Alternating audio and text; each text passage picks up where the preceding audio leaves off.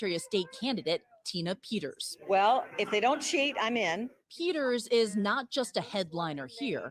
She's made headlines across Colorado for the last year. Let go of me! Do not resist. This is Peters in February, one part of a long saga of investigations she's faced with. A grand jury indicted Peters on multiple felony counts stemming from an election security breach at her Mesa County clerk's office. She's pleaded not guilty. As part of the investigation, confidential forensic images of voting machine hard drives and logins appeared on a QAnon-affiliated Telegram channel. She's now barred from overseeing the county's elections this year. Instead, I'm running to be your Secretary of State to make that happen. she's on Tuesday's ballot, running to oversee elections in the whole state. And I'm not an election conspiracy theorist.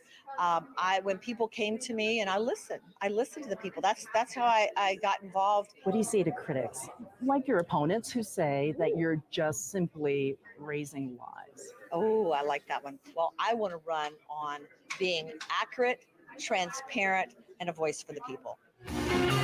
Also on the far-right Republican ticket, State Representative Ron Hanks running for the U.S. Senate. A 2020 election denier, Hanks on his campaign website proudly shares this image of himself in Washington on January 6th. In his campaign video, he wheels out a copier with the words Dominion voting machine, a widespread conspiracy lie that the machines were rigged against Donald Trump. I'm Ron Hanks, and I approve this message.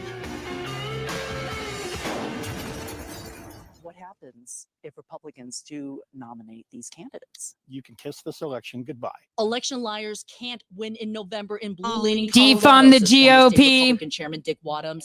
That's You'll why see why. Republicans are now seeing this. How conservative is Ron Hanks? Millions of advertising dollars boosting Ron Hanks' conservative credentials, paid for by the Democrats. Democratic Colorado is responsible for the content of this advertising.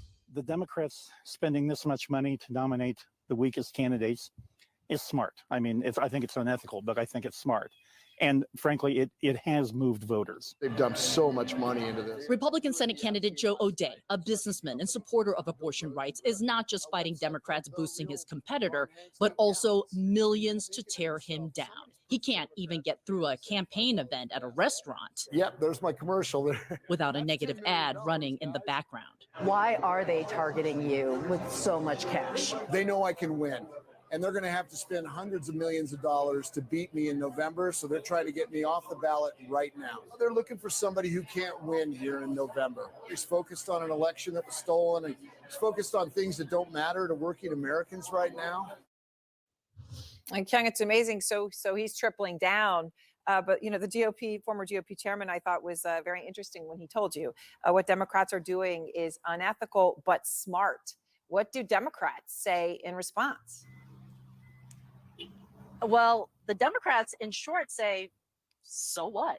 What they're doing is not illegal. We reached out directly to the super PAC that is funding this effort, Democratic Colorado. And here's a statement that we got from the spokeswoman. She says, quote, "We are an organization committed to ensuring that Colorado doesn't elect a Republican to the U.S. Senate.